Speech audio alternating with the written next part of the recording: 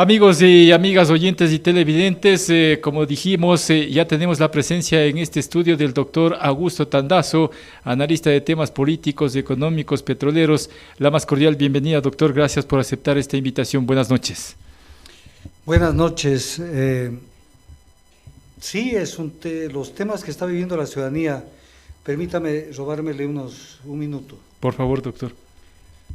Cuando a una persona le detectan una enfermedad, en este caso un contagio con el coronavirus, lo que dice la lógica, el sentido común es, trata de no moverlo demasiado, o sea, tenlo donde está, obviamente llévalo a un servicio de asistencia médica, pero trata de que no se movilice mucho porque en el camino puede ir contaminando a medio mundo.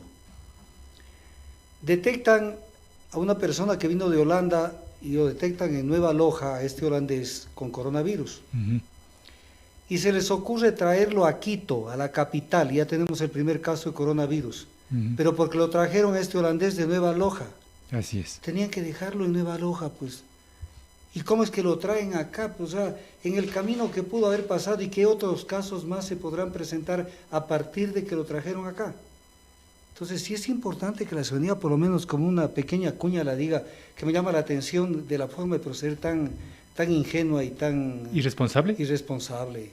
O sea, ¿cómo lo pueden traer incluso se dice, no dicen cuál es el hospital, pero está en un hospital público en Quito, donde hay pacientes con otro tipo de enfermedades. ¿Qué puede pasar con ese foco de infección acá, con ese virus? Parece absolutamente irresponsable. Pero yendo al tema, a las órdenes, y muy agradecido por la entrevista y a las órdenes para cualquier pregunta. Doctor, precisamente el coronavirus ha hecho que la economía mundial se registre con nerviosismo, porque también ha caído el precio del barril de petróleo para Ecuador y eso ha motivado a que las autoridades gubernamentales asuman medidas económicas y consecuentemente eso también está preocupando a la ciudadanía. Pero empecemos por ahí, doctor.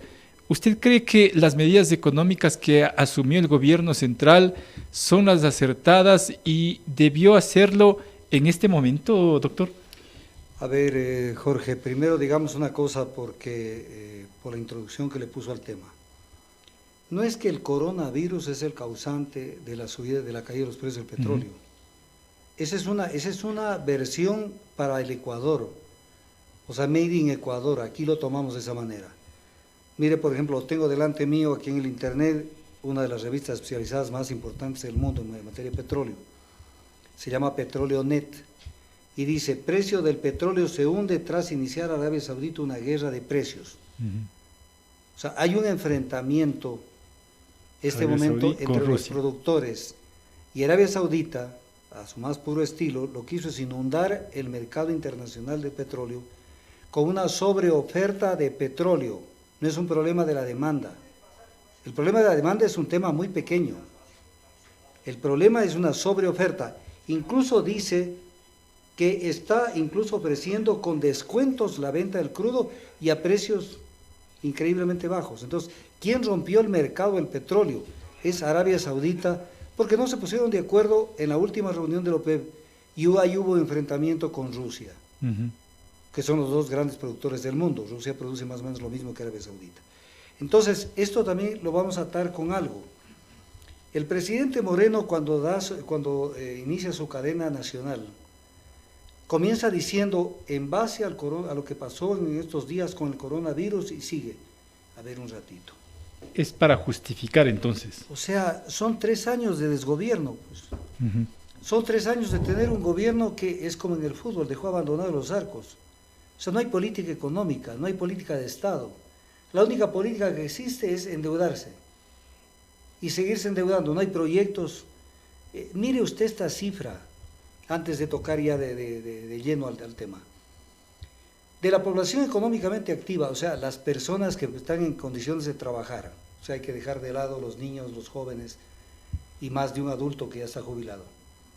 De las personas, de la gente económicamente activa, el 61% del Ecuador está en la informalidad o está en el subempleo. O sea, esto no se lo ha visto nunca, este nivel de crisis social, no solamente económica, consecuencia de la economía, desde luego.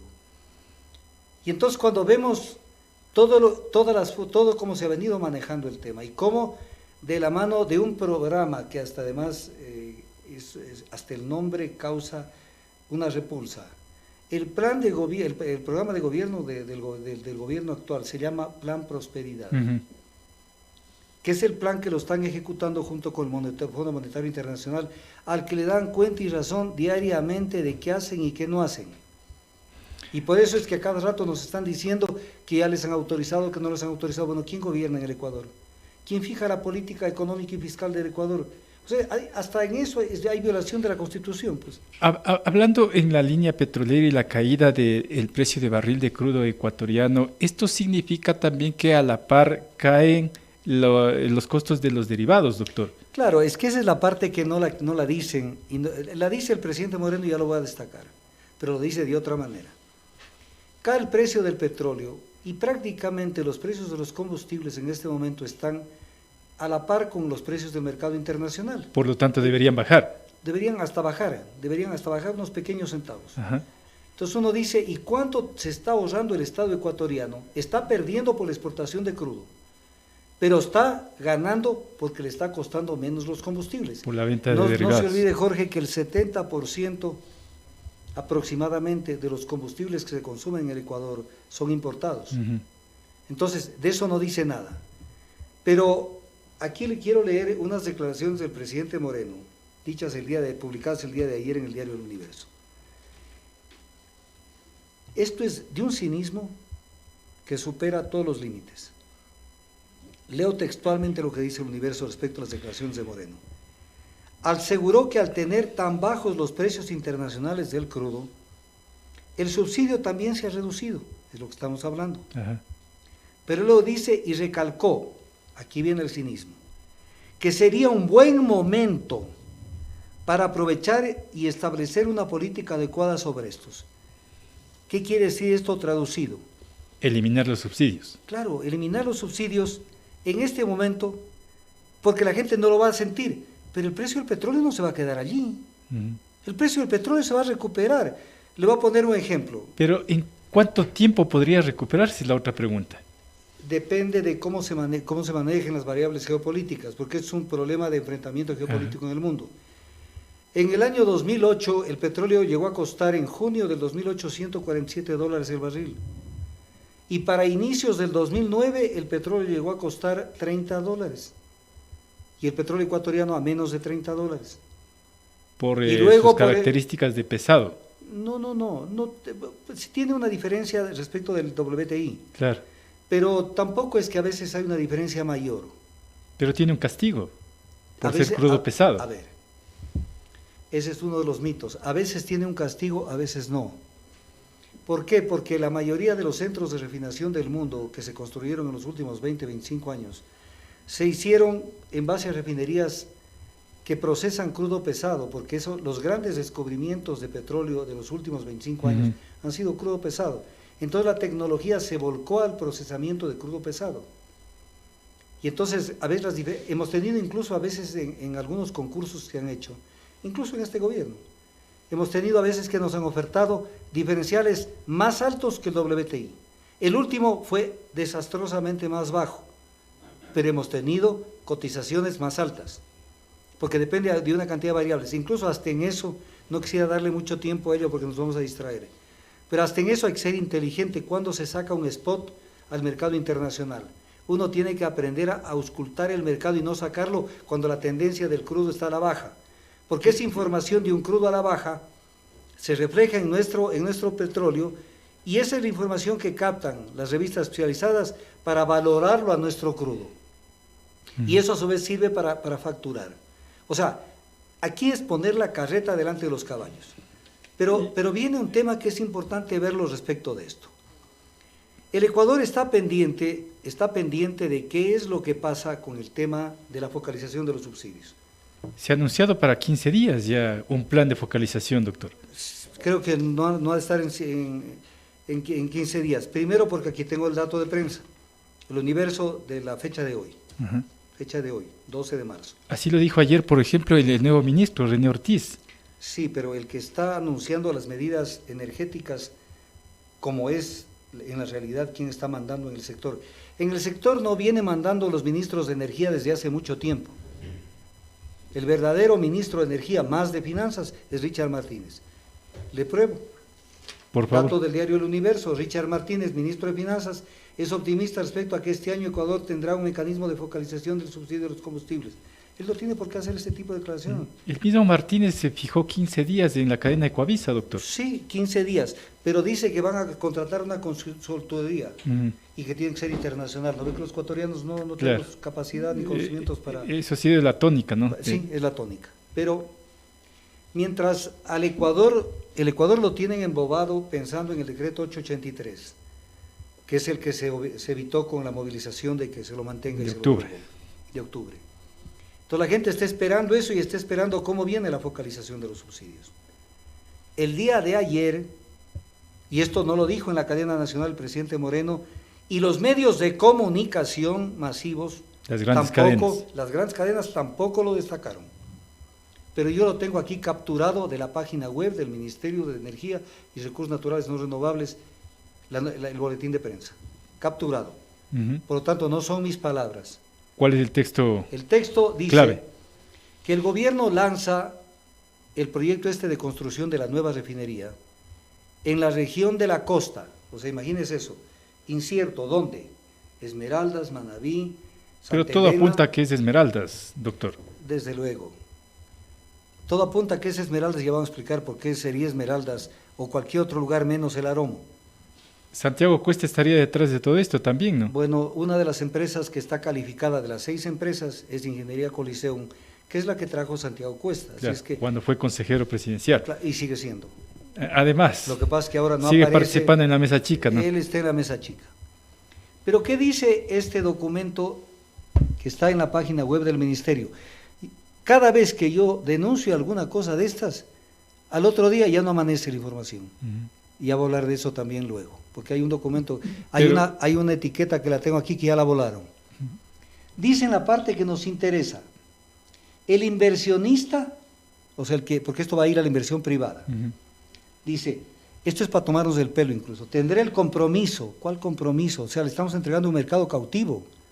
Compromiso, como que le estamos obligando a que él nos venda. Él está encantado, el que invierte en la nueva refinería, de tener un mercado cautivo tan grande. Tendré el compromiso, textual lo leo, de vender los combustibles al país a precios basados en el marcador del Golfo de México.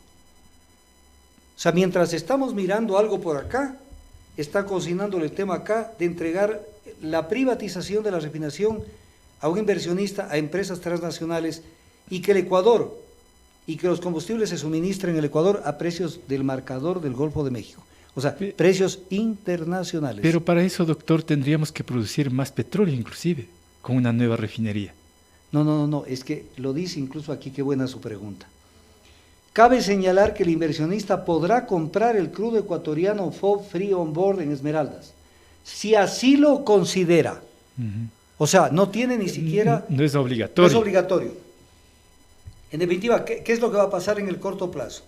El Ecuador vendiendo su crudo por cuerda separada y los refinadores internacionales instalados en territorio ecuatoriano vendiéndonos combustibles a precios internacionales al Ecuador. Y en casa. Y en casa. Pero aquí no, la gente, el ecuatoriano es bastante difícil de entender, porque el ecuatoriano es muy ingenuo. El momento que estos ya simplemente, ya dieron el primer paso en serio, esto viene desde octubre, 21 de octubre, pero ya dieron el primer paso en serio, esto ya es en serio. Con René Ortiz como que se agilitan las cosas, porque con Augusto parece que hubo una serie de inconvenientes, ¿no? Sí, hubo una discusión incluso en la que parece que discutieron duramente. Y por eso su salida, aparentemente. Porque también la gente tiene que pensar que no es que lo vamos a tener a Pablo Celi de Contralor toda la vida, ni a la fiscal Salazar toda la vida, ni a los actuales asambleístas. Claro. También la gente dice, oye, si firmo esto, voy a poner un ejemplo, la refinación, por norma del artículo 313 de la Constitución, es un sector estratégico, y como dice la Constitución, es un sector estratégico que tiene que mirar el interés social. Mirar el interés social no es poner los combustibles a precios internacionales. Y el artículo 326, numeral 15 de la Constitución, califica la producción el procesamiento de hidrocarburos como de un servicio público. Entonces, ¿qué se está haciendo en la práctica? Una violación constitucional, porque un servicio público se lo está convirtiendo en un negocio. Y se podría aplicar juicios de repetición, en otras palabras. De todo, pero es violación constitucional a plena luz del día. Entonces, mientras esto pasa, ellos están caminando a pasos agigantados. Pero lo que le iba a decir al pueblo ecuatoriano es esto. Dos cosas. Que así como están ya lanzaron oficialmente el 11 de marzo, aquí está el tema de la nueva refinería, también camina a pasos agigantados el concesionamiento de las refinerías de Esmeraldas y de las de Santa Elena. ¿Por qué razón? Primero porque esa es la política del Fondo Monetario Internacional, privatizar los sectores públicos. Y en segundo lugar, porque sería un descalabro, una empresa que le entregan, y esto va a decir la empresa que sea a cargo de la nueva refinería va a decir, ¿cómo es que va a haber un precio a esto, pero estos señores me van a vender a un precio más barato? Claro. Va a haber La una refinería de competencia Esmeraldas, y eso se quiere evitar. y entonces van a concesionar todo. Entonces, Esmeraldas, que ya está construido, lo van a concesionar lo mismo que las de Santa Elena, para que las empresas transnacionales vendan el 100% del crudo que procesan a precio internacional. Que no tengan sombra, en otras palabras. Sí, entonces no tengan sombra, pero todo a precio internacional. Aquí cabe decir lo siguiente, dos cosas importantes que el pueblo tiene que saber. Una refinería no solo procesa gasolina y diésel, sino que también sale normalmente de la refinería, gas licuado de petróleo, asfaltos, fuel oil, aerocombustibles. Entonces, si esto se privatiza como ya dieron el primer paso, en el corto plazo tendremos combustibles a precios internacionales, incluyendo el gas licuado de petróleo. Por mucho que la gente diga en redes sociales, porque a mí me lo dicen, pero doctor Tandazo, nosotros no vamos a permitir eso. Pero ¿cómo es que no vas a permitir si ya inician el proceso, firman el contrato? Y es un contrato por 20 años, aquí lo dice claramente, es un contrato por 20 años lo que van a firmar respecto de esto. Aquí dice, la nueva refinería será por un periodo de 20 años. Entonces, 20 años a precios internacionales, en un contrato que no lo podemos revisar porque estará sujeto a arbitraje internacional. Esa es la una. Ahora, pero todo esto se podría echar marcha atrás con un nuevo gobierno. Estamos a las puertas. No, ¿qué nuevo gobierno? Si esto ya lo lanzaron, esto estará firmado en un mes, 2 meses, 3 meses. Sí, pero se pueden rever los contratos, No, ¿o no? No, son contratos firmados, con cláusulas arbitrales incluso. Es que ese es el problema del ecuatoriano, o sea, que espera que la leche derrame para ver cómo la recoge. O sea, ya es un tema irreversible. Entonces, el tema es, hoy decides defender tus derechos del futuro, para que no te manipulen de esa manera la economía, y para que la economía no esté al servicio de las transnacionales y del Fondo Monetario, o ya duérmete nomás en una hamaca o en una cama y espera nomás el golpe, pero después no te quejes. O bajemos la lámpara y nos vamos, dice usted. No, eso es el gobierno. El gobierno, un día de esos vamos a encontrar en la Plaza Grande un letrero que diga, el que se quede al último que cierre la puerta y apague la luz. ¿Y a quién le vamos a reclamar? ¿Le podemos reclamar a Maguad, que está en Boston, por todo lo que fue el feriado bancario? Pero a este paso prácticamente el próximo gobernante va a recibir un país totalmente quebrado. Pero poder es poder, pues, y por eso lo están utilizando al actual, porque lo empujan desde los grupos de la derecha económica de este país. Es más, es un gobierno de la derecha económica, o sea, mire es que en su entorno están... Mire la última adquisición que hizo, René Ortiz, presidente de la Asociación Nacional de Empresarios, expresidente de la Asociación de la Industria Hidrocarburífera del Ecuador, que engloba a todas las empresas transnacionales que están en el Ecuador en materia hidrocarburífera. Ministro de Maguad. Ministro de Maguad, el que firmó el memorando de entendimiento con las compañías para los oleoductos crudos pesados, violando la ley, que tuvieron que corregir esa violación, que no se podía corregir, pero intentaron convalidarla con la ley Trole. Entonces, claro, saben a quién eligieron y quién es el que está dispuesto a firmar lo que le pongan encima. Ministro de Finanzas, ¿quién es? El expresidente del Comité Empresarial Ecuatoriano y expresidente de la Federación de Cámaras. Ministro de Comercio, expresidente de la Federación de Exportadores. ¿De qué estamos hablando? Claro, está controlado por la derecha. Pero claro, esto está absolutamente controlado por ellos. Entonces, cuando vemos esto, cómo se nos viene, pero viene lo final, que es esto. Los precios de los combustibles, como lo dijo usted mismo, Jorge, se mueven en función de los precios del crudo en el mercado internacional. No es que el precio que tenemos hoy, ese es el precio y punto. Ese precio va a volver a recomponerse. Es más, dependiendo de cómo se funciona la geopolítica, le voy a poner un ejemplo. Año 2008, el petróleo llegó a costar $147 el barril. Vino un enfrentamiento interno dentro del OPEP y el petróleo terminó a fines del 2008, comienzos del 2009 en $30. Pero de ahí a la fecha no se ha recuperado No, claro. hasta llegar a los 2008, por ejemplo. No. Llegamos hasta $80, si no estoy No, equivocado. se recuperó, cayó. Ajá. Y luego vino una recuperación que tuvimos petróleo a 90, 100 y $110. Pero Y después en el 2014 volvió a caer un poco y luego se estabilizó más o menos en 55 o $60. Pero el ejemplo que quiero poner es este. ¿Qué tal que, por ejemplo, el petróleo, que no es nada difícil, porque el verdadero precio del petróleo debería estar en más o menos $200 el barril? Lo que pasa es que se controla el precio por la oferta, no por la demanda, presionando a determinados países productores que sobreproduzcan más naranjas en el mercado, bajan los precios de las naranjas.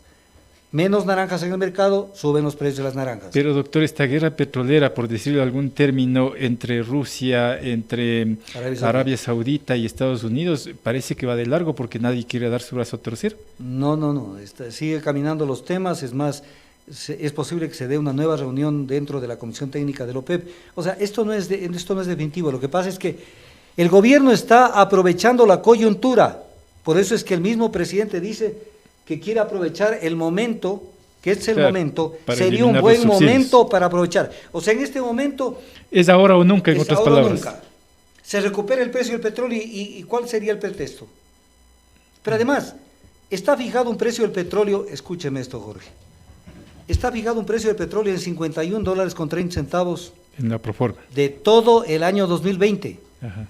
El mes de enero, más o menos, el promedio de ventas fue unos 58, $59, superior a $51.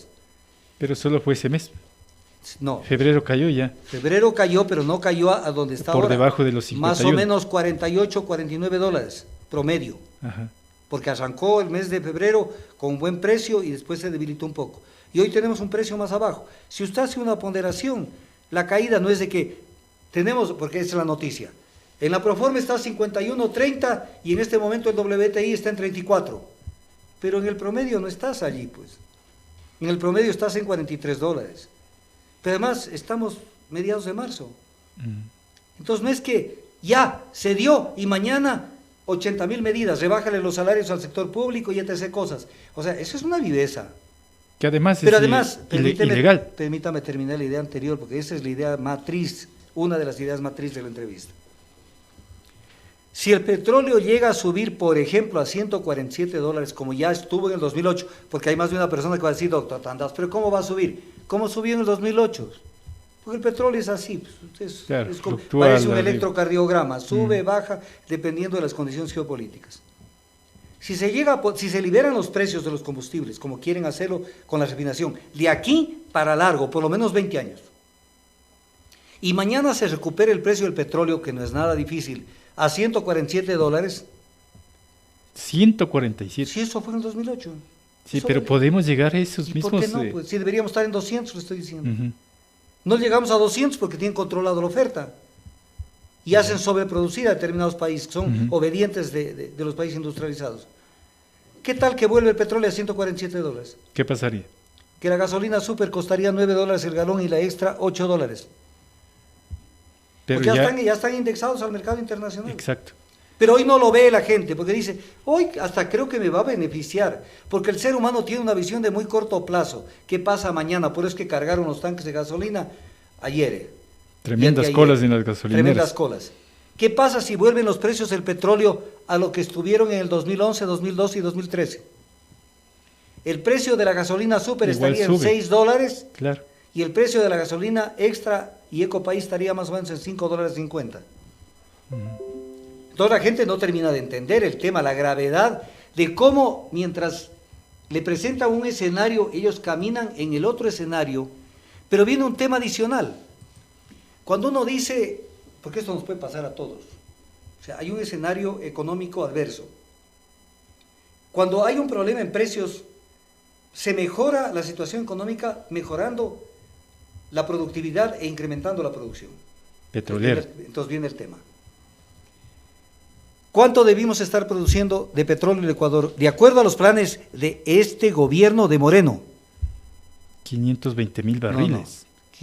740,000 barriles, incluyendo la producción de las petroleras privadas, que es producción nuestra. Porque con el contrato de prestación de servicios les pagamos una tarifa y el crudo es nuestro. Claro. 740,000 barriles. ¿Cuánto estamos produciendo? 541,000 barriles más o menos. 200,000 barriles menos. Entonces uno dice, ¿y por qué producimos 200,000 menos de lo que dijeron? Aparentemente no hay plata para producción. No, es que es estúpido eso, porque si yo le doy $1 a Petroamazonas me devuelve 3.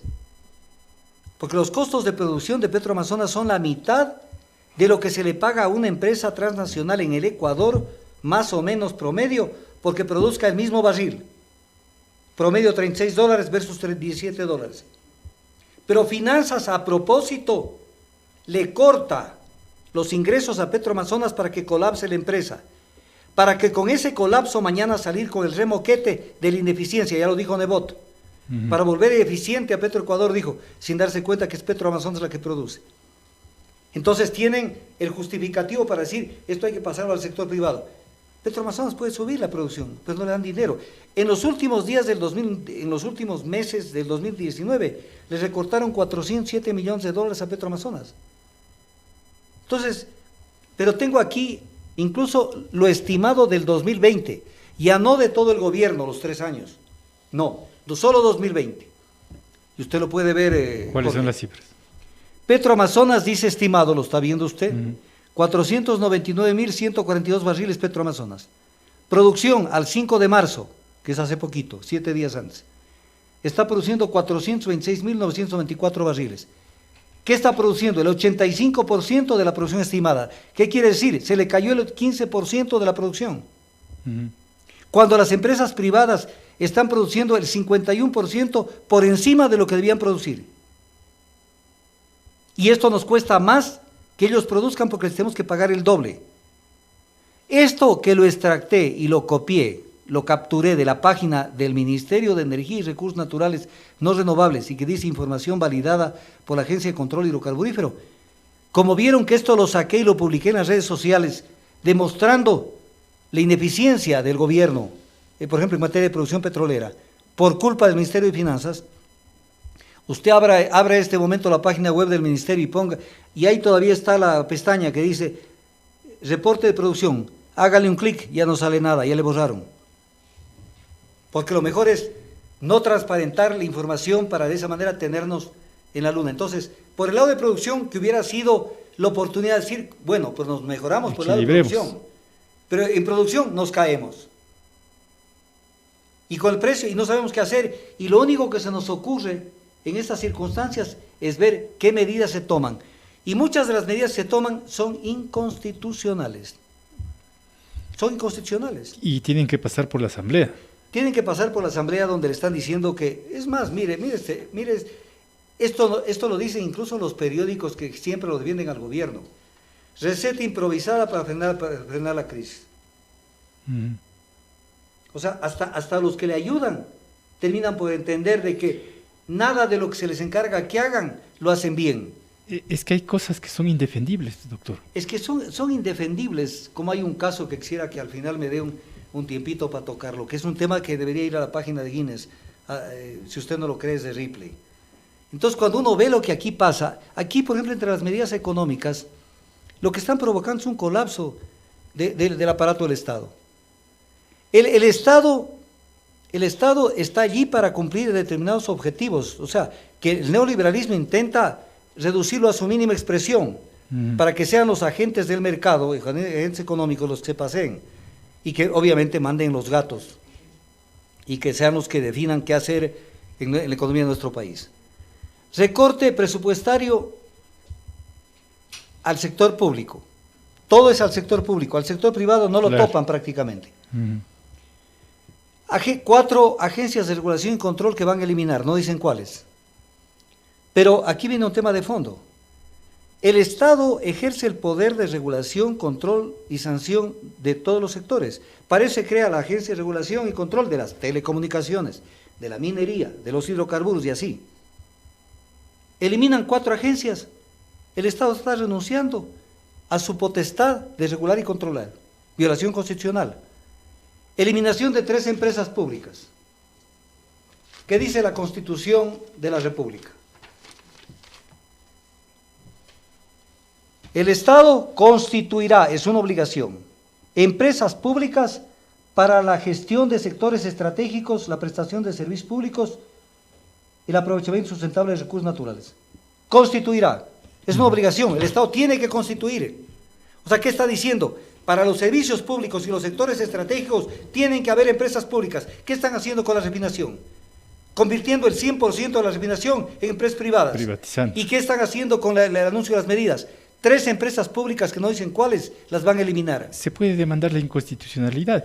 Ante la Corte Constitucional de lujo que tenemos.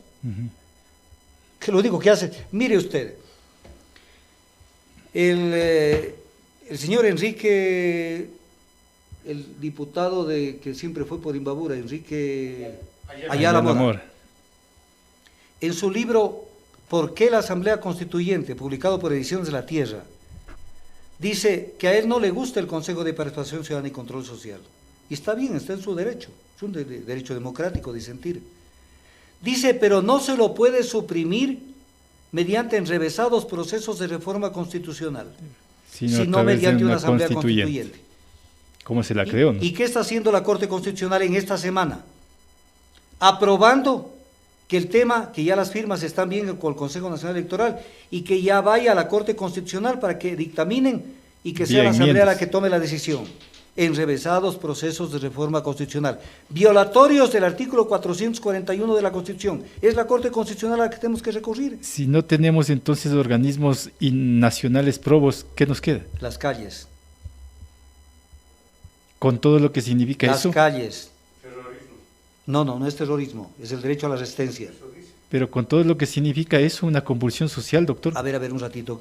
A ver, aquí hay que ver 2 cosas, o sea, los tratadistas incluso tratan este tema, o sea, una cosa es la violencia, por ejemplo, con armas, con algún objeto que haga daño a las personas, pero hay violencia económica también, hay violencia social, hay violencia jurídica cuando se desentienden de una normativa que es muy clara en la Constitución de la República.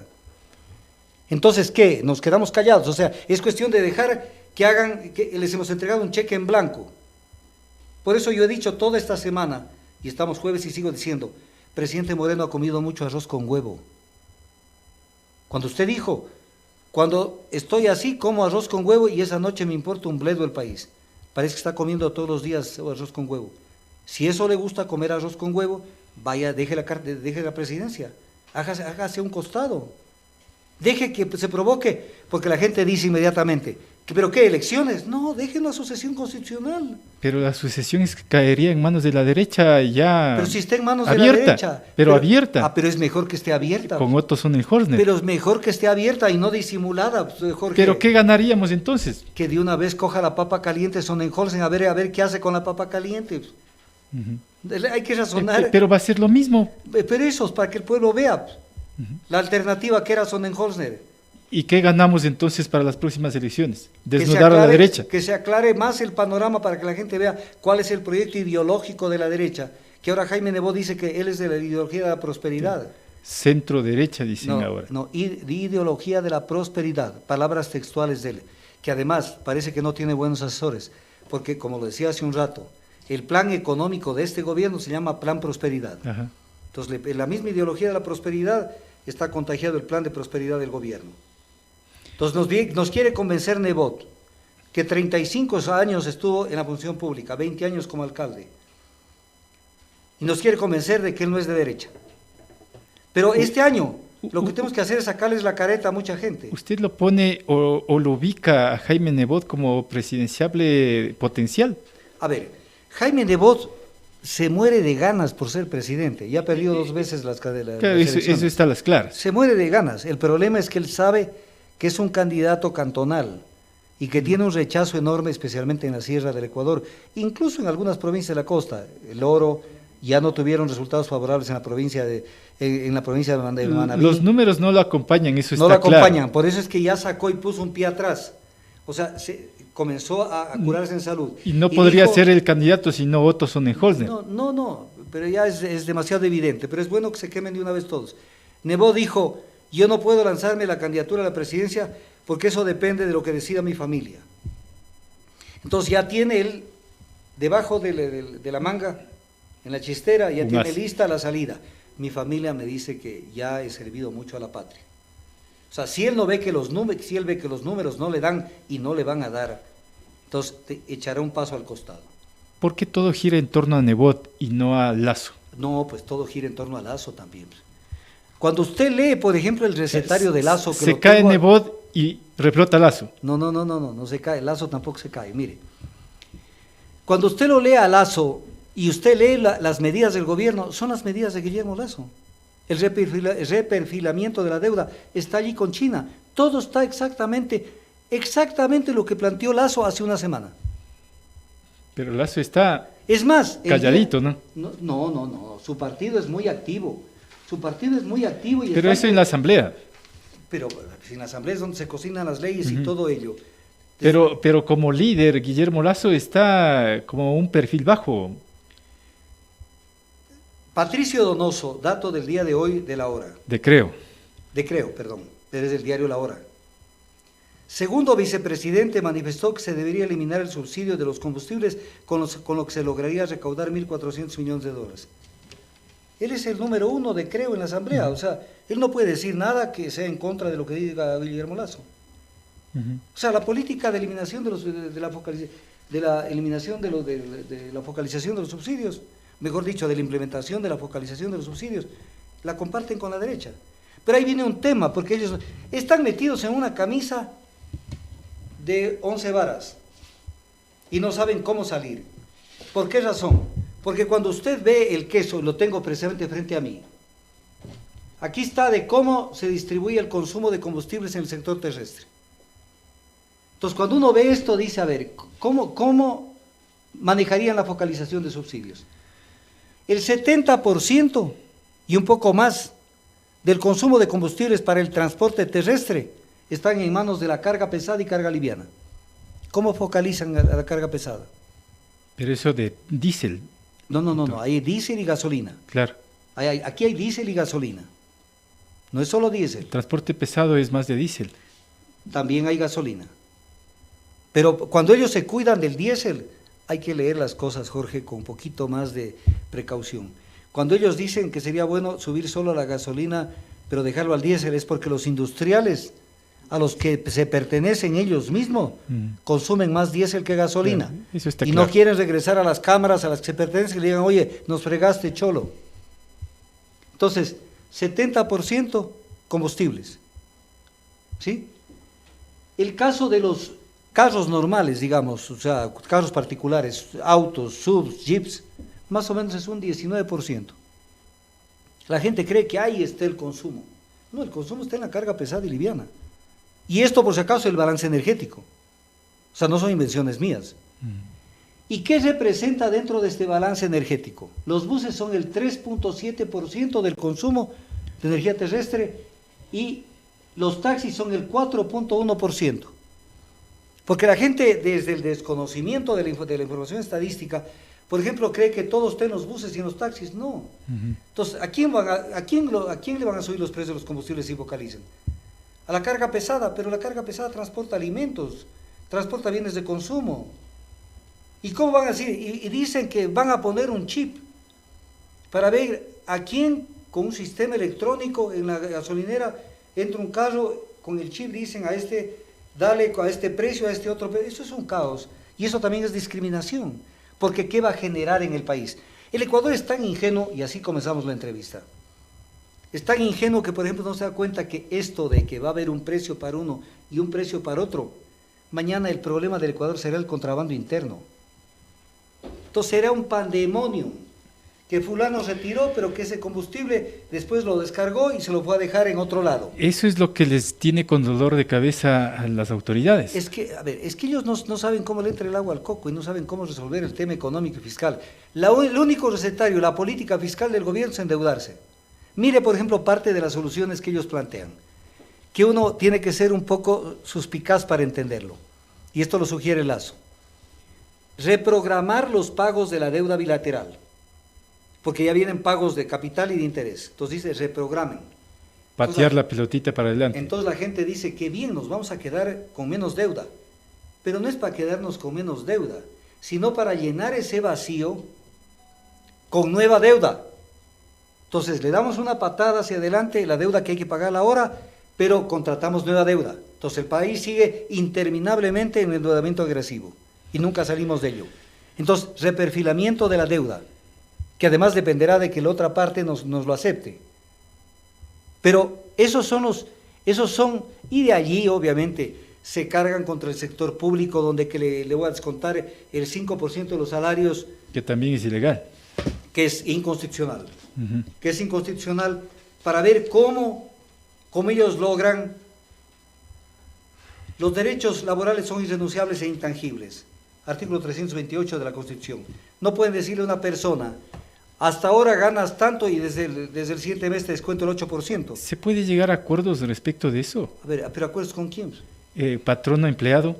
No, pues es que sería, con este sí, con este no, estos no se pusieron de acuerdo y con este sí. Pero además siempre buscan interlocutores que están de acuerdo con la política del gobierno. Además, no está el verdadero... vea, ahí hay un señor García que representa, por ejemplo, a los servidores públicos, ya está como 15 años, creo, de representante. Yo no sé cuándo hacen elecciones, pero el hombre siempre aparece hablando. Entonces viene el tema, van a hacer pedazos al sector público, pero viene el tema, pedazos al sector, al sector de la clase media. ¿Qué medida han tomado contra las grandes empresas? Los bancos no tienen tasas reguladas, tasas bancarias reguladas. Hacen la fiesta con economía. ¿Dónde han habido medidas que puedan decir, estas no van a afectar a la economía de la clase media y de la clase baja? Pero incluso más de una vez, una medida que se la tome y que afecta más arriba, trasladan sus efectos abajo. Le voy a poner un ejemplo para que la ciudadanía me entienda. Digamos que a mí me ponen el impuesto que están pretendiendo crear del 5% a todos los autos que superan el valor de los $20,000, que son carros que valen $10,000 en Chile o en el Perú. Lo que pasa es que aquí por la cantidad de impuestos que le ponen, sube, no son carros de lujo. Pero le ponen el impuesto del 5%. Y ese profesional es un médico, por ejemplo. Clase media. Clase media y tiene un carro de $30,000. Tiene que pagar $1,500 de este impuesto. ¿Qué cree que hace el médico?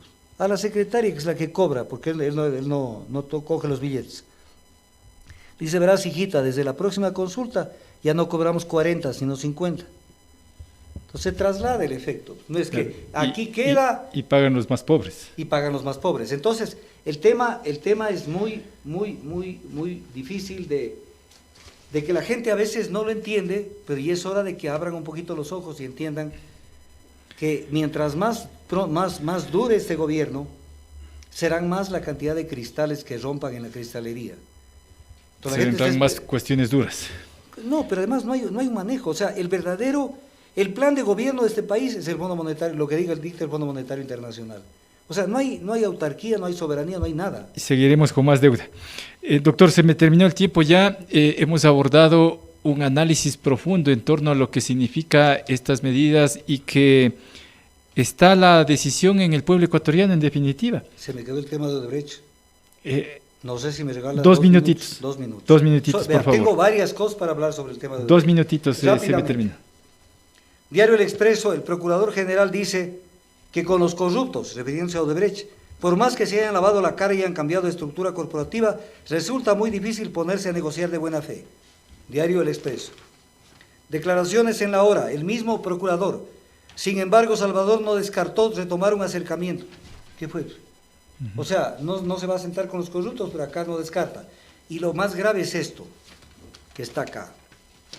Esto realmente es una tomadura del pelo.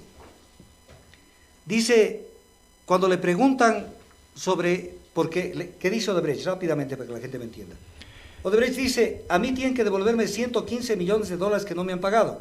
Y con eso necesito que me devuelvan para yo pagar al SRI que le debo, y con la diferencia ponernos a discutir sobre de qué hablan de esto de que al Ecuador se lo deben indemnizar. Entonces, ellos ya se están sentando con Odebrecht desde hace más o menos 6, 7 meses. Y lo declaran en esta semana, 10 de marzo, anteayer. El Procurador General del Estado dice: el funcionario prefirió no adelantarse a fijar un valor para ese resarcimiento económico y explicó que eso se debe establecer en función de los contratos, es decir, precisar cuáles tienen sobreprecios, los complementarios. Y entonces, ¿cómo te sentaste a negociar pues, con Odebrecht como hace 7 meses? Y has venido sentado con Odebrecht y no sabías la cifra que tú tenías que reclamarle por reparación integral. O sea, ¿qué te sientas sin saber qué es lo que vas a reclamar? O sea, esto es de Ripley. Esto es horrible. O sea, ¿cómo? Le damos totalmente ventaja a Odebrecht. Y recién le dice, la única entidad que puede determinar, o sea, estos sobreprecios y esta reparación integral, es la Contraloría General del Estado. Pero si estuvo sentado al lado del Contralor y de la Fiscal, ¿qué hicimos? Negociando con Odebrecht, y el Contralor que estaba sentado al lado tampoco tenía la cifra de la reparación integral. O sea, tú te sientas, vamos a discutir que me indemnicen por un daño que me hicieron en mi casa. Sin saber. Ya me siento con la otra parte y me dice, bueno, ¿y cuánto le debo? Ah, no sé, pues. ¿Qué es eso? Bien, son cuestiones bastante delicadas, sin lugar a dudas, y que la ciudadanía en gran medida las pasa por alto, por este tipo de análisis. Le agradezco, doctor, por estar en esta mesa de trabajo, muy amable. Siempre agradecido que usted me invite. El doctor Augusto Tandazo, analista de temas políticos, económicos, petroleros y constitucionalista también de la República del Ecuador. Vamos a hacer una ligera pausa en esta parte del tiempo y retornamos ya inmediatamente. Ecuatoriano de Productividad. Formamos tecnólogos con capacidades y competencias innovadoras para la solución de problemáticas que beneficien a la sociedad. Impulsamos nuestro modelo educativo de formación emprendedora y empresarial. Contamos con carreras tecnológicas en procesamiento de alimentos y asesoría de imagen. Obtén tu título en 2 años y medio. Inscripciones abiertas. Estamos ubicados en Carapungo, Giovanni Calles, OE 11203 y Neptalí Godoy. Instalación Colegio Los Alpes. Teléfonos 24 612 099 2510 96. Visita nuestra página web www.itse.edu.es. Unidad Educativa Particular Los Alpes. Formamos seres humanos para la vida, con valores de respeto, liderazgo, responsabilidad, honestidad y autonomía. Impulsamos nuestro modelo educativo de formación emprendedora y empresarial, con amor al medio ambiente, a través de proyectos agroecológicos de huerto escolar, investigación, robótica educativa, cultura y más. Contamos con educación inicial 2, educación básica, bachillerato general unificado, bachillerato técnico en aplicaciones informáticas. Inscripciones abiertas. Unidad Educativa Particular Los Alpes. Formamos jóvenes emprendedores, investigadores para la vida. Estamos ubicados en Carapungo, Giovanni Calles, OE 11213 y Neptalí Godoy, a 100 metros del Gran Teléfono 24 20 33 8, 24 649. ITSEP, Instituto Tecnológico Superior Ecuatoriano de Productividad. Formamos tecnólogos con capacidades y competencias innovadoras para la solución de problemáticas que beneficien a la sociedad. Impulsamos nuestro modelo educativo de formación emprendedora y empresarial. Contamos con carreras tecnológicas en procesamiento de alimentos y asesoría de imagen. Obtén tu título en 2 años y medio. Inscripciones abiertas. Estamos ubicados en Carapungo, Giovanni Calles, OE 11213 y Neptalí Godoy. Instalación Colegio Los Alpes. Teléfonos 24 612 099 2510 96. Visita nuestra página web www.itse.edu.es. Unidad Educativa Particular. Diálogo abierto por Conéctate Radio Online.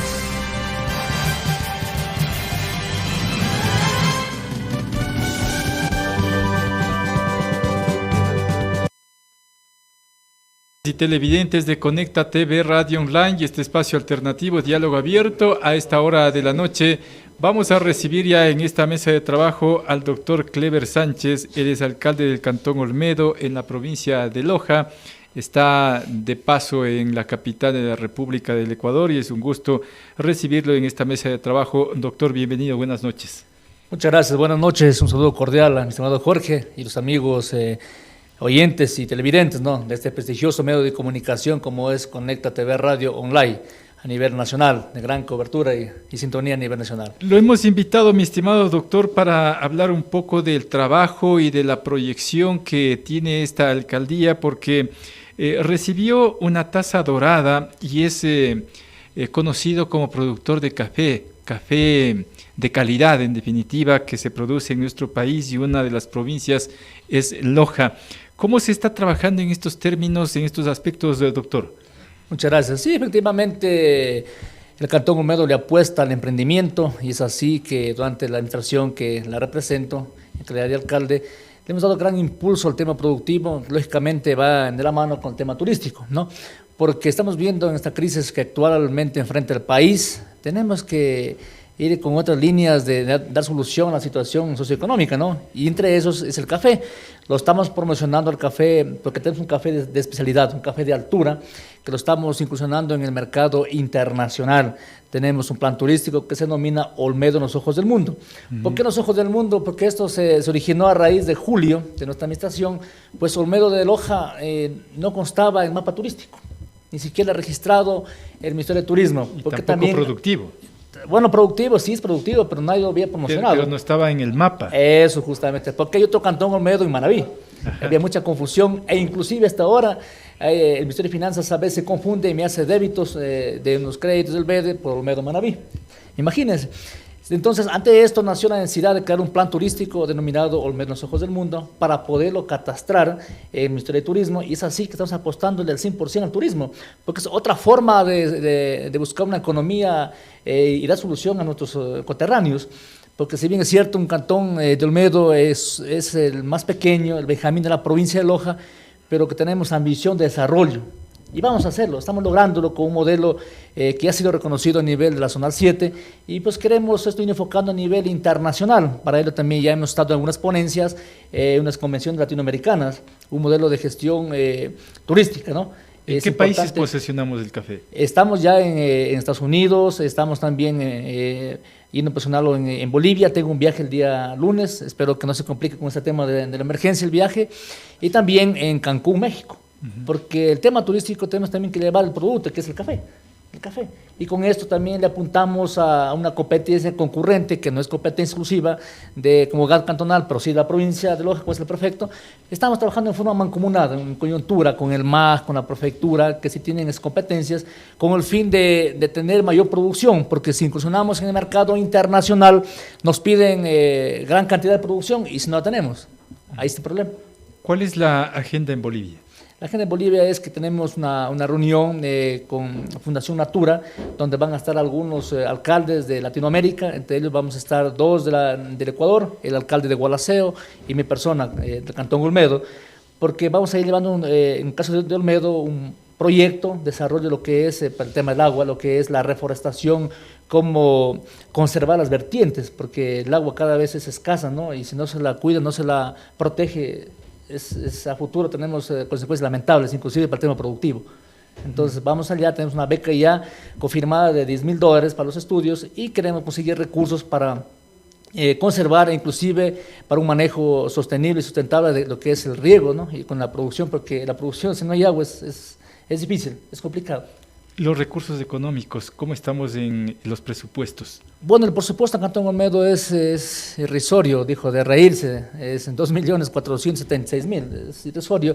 Tenemos para inversión 936.000, es muy bajo, y por eso que la necesidad que tenemos y el reto que tengo de tocar puertas de ONGs, buscar recursos. Autogestión, es que se tiene que hacer autogestión, no podemos sentarnos a administrar lo poco que nos dan, sino dar solución a las necesidades básicas insatisfechas con autogestión. ¿Cuánto adeuda el gobierno producto del IVA, doctor?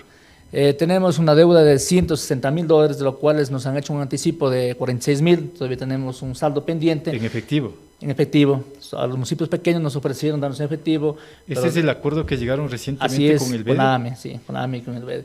Esperemos que nos dijeron que hasta fines de marzo nos iban a cubrir, esperemos que sea así para algunas deudas pendientes que suman, ¿no? Porque hay cuentas por pagar que a veces uno no se las conocía, como son temas de lo que es multas, en el tema de medio ambiente. Tenemos varias multas que no han estado contabilizadas y tenemos que pagar. No podemos decir no, porque si no la multa es peor y hay algunas auditorías, consultorías que no han sido auditadas, entonces ahí vienen las multas que estamos pagando. Pero bueno, eso es no hay que poderse quejarse, sino hay que dar solución a los problemas que tenemos. Y para eso la gente ha confiado en uno y estamos ese rato asumiendo. Doctor, aparte del producto estrella, si cabe el término, que es el café, ¿qué otros productos tenemos? Tenemos los derivados del maní y la caña de azúcar. Somos un cantón que estamos ubicados sobre los 1.200 a 1.800 metros de altura, donde tenemos variedad de productos tropicales, entre ellos la caña de azúcar. Pisos, ¿no? Así es. Y eso es lo que nos da la categoría del café de especialidad. Es el clima.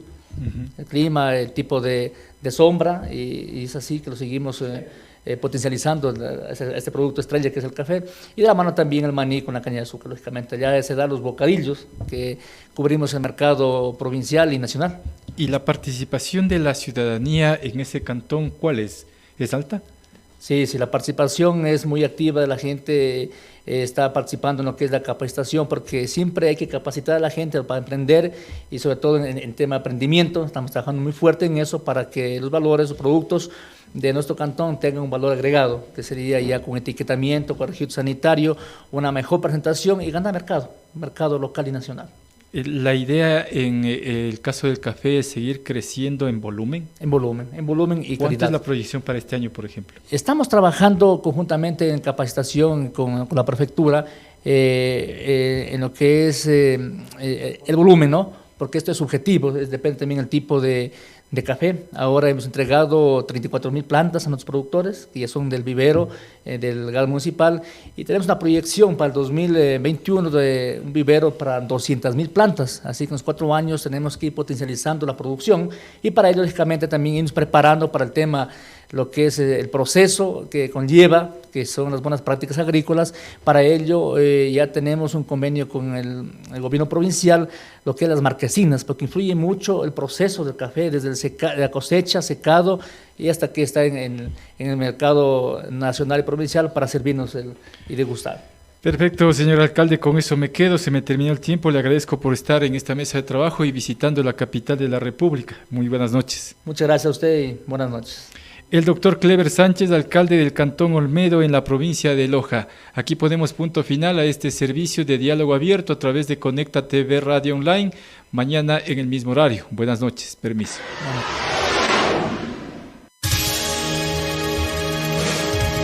Conecta TV Radio Online presentó Diálogo Abierto, un espacio alternativo de entrevistas a personajes que hacen noticia, bajo la dirección del licenciado Jorge Ñacato, todos los días de lunes a viernes de 19 a 20 horas. Hasta el día de mañana.